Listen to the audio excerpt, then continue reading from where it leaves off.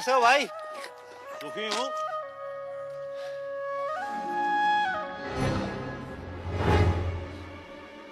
दुखी हूँ।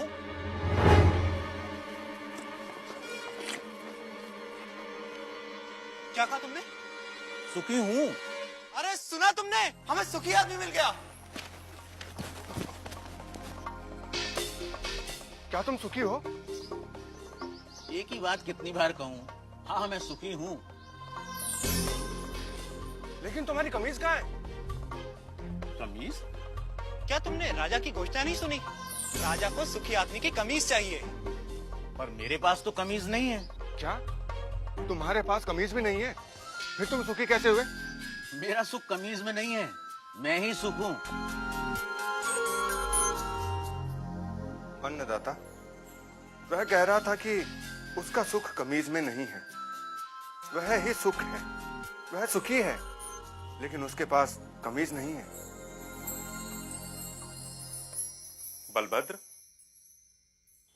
उसे मेरे पास ले आओ। क्यों? क्या राजा को मेरी और मेरी बैलगाड़ी की सेवा चाहिए? पर उसके पास तो हाथी, घोड़े, रथ। भूरा, राजा को तुम्हारी बैलगाड़ी या तुम्हारी सेवा नहीं चाहिए। राजा तो तुमसे मिलना चाहते हैं। पर मैं राजा से मिलकर क्या करूंगा? शायद वे तुम्हें पुरस्कार देना चाहते हो। पर मैं राजा से पुरस्कार लेकर क्या करूंगा?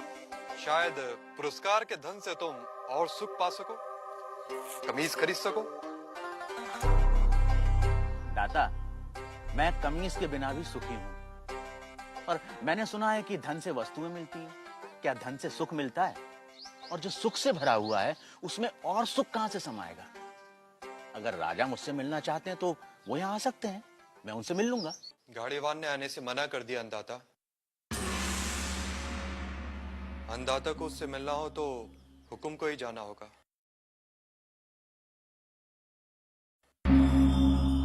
और गाड़ीवान से मिलने राजा अपने मंत्री हजूरियों दासों के साथ गाड़ीवान भूरा के गांव पहुंचा। भूरा, भूरा, भूरा, अभी कहीं नहीं जा पाऊंगा, मेरे बैल सुस्ता रहे हैं। भूरा, अन्नदाता तुमसे मिलने आए हैं। भूरा, कहिए। तुम जो मांगोगे मैं तुम्हें दूंगा। हाथी, घोड़े, दास, दासियां, जो चाहे मांग लो। पर मुझे सुखी होने का रहस्य बता दो। मुझे नींद आ रही है राजा, मुझे सोने दो। राजा हैरान था। दूसरी बार राजा फिर बड़े दल बल के साथ आया। भूरा, भूरा, हाथी, घोड़े, दास, दासियां जितनी चाहे मांग लो, पर मुझे सुखी होने का रहस्य तो बता दो। राजा, हाथी, घोड़े, दास, दासियों के बिना भी मैं सुखी हूँ। फिर कभी आना। तुम्हें क्या चाहिए भूरा? मांग कर तो देखो। मुझे सुखी होने का रहस्य तो बता दो।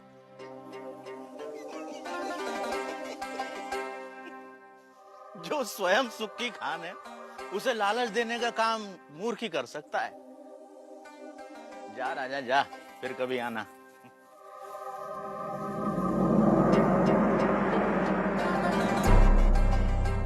और राजा चला गया। उसे समझ नहीं आया कि गाड़ीवान भूरे को क्या चाहिए था। कि अचानक राजा एक दिन अकेले गाड़ीवान के सामने आ खड़ा हुआ।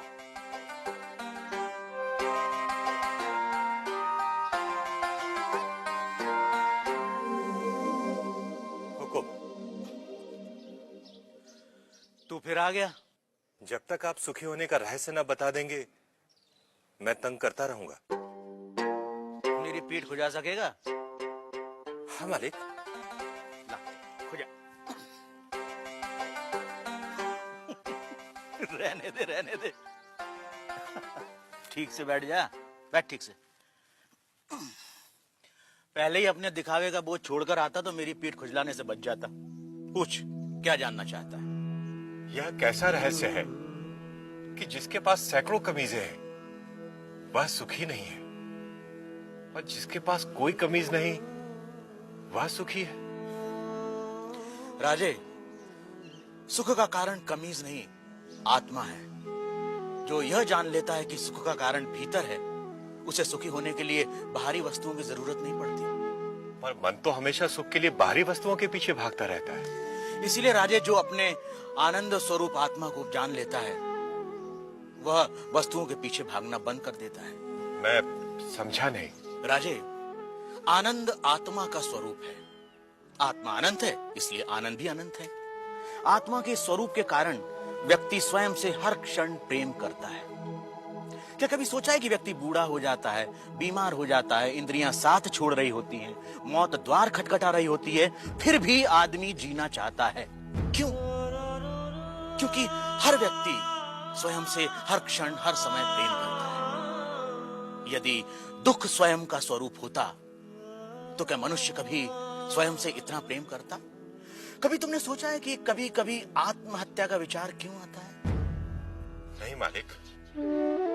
क्या है आत्महत्या का विचार? क्यों भावना के वश में आदमी मन, बुद्धि और शरीर आदि को खत्म कर देना चाहता है? क्योंकि आत्महत्या का विचार भी आत्म प्रेम को ही व्यक्त करता है। जब व्यक्ति दुख और दुख देने वाली स्थितियों से छुटकारा नहीं देखता, तब वह अज्ञानता में आत्महत्या को ही दुखों से छुटकारा पाने का रास्ता समझता है। इतना है मनुष्य का स्वयं के प्रति प्रेम कि वह अपने अस्तित्व को भी समाप्त कर देना चाहता है। सुख भीतर है तो मनुष्य बाहर संसार के पीछे भागता क्यों है? क्योंकि वह स्वयं से प्रेम करता है। मनुष्य जिसकी भी अभिलाषा करता है, चाहे वह धन हो या वैभव, पत्नी, पति या पुत्र हो, वे सिर्फ उपकरण हैं जिनकी अभिलाषा मनुष्य स्वयं के सुख के लिए करता है। मनुष्य अपनी प्रियतम वस्तु या संबंधी को भी छोड़ देता है यदि वह वस्तु या वे संबंध दुख का कारण हो जाए। इसलिए मनुष्य सबसे अधिक स्वयं से प्रेम करता है। कोई भी व्यक्ति, चाहे वह संसार को पाने या संसार को छोड़ने की राह पर ही क्यों न चल रहा हो, वह स्वयं के लिए ही है। स्वयं के लिए इतना प्रेम कि या तो सारा संसार या संसार नहीं। स्वयं के प्रति इतना प्रेम ही आत्मा के सुख स्वरूप का प्रमाण है। यदि ऐसा नहीं होता तो मनुष्य दुखों से प्रेम करता। क्योंकि अज्ञानतावश हम अपने आनंद स्वरूप को नहीं जानते, इसलिए इस आशा में संसार और वस्तुओं के पीछे भागते रहते हैं कि वह हमें छोटे छोटे सुख देगी। यह ठीक वैसा ही है कि जो सुखों का स्वामी है, राजा है, वह खुद को भिखारी समझ दूसरों से इसकी उम्मीद करता है। यही है अज्ञान की शक्ति। इसलिए राजे, संबंधों का और वस्तुओं का सुख स्थायी नहीं होता, परंतु आत्मा का आनंद असीम होता है। वो कैसे स्थायी है? राजे, जब भी हम किसी प्रिय व्यक्ति या प्रिय वस्तु को देखते हैं तो उससे आनंद होता है।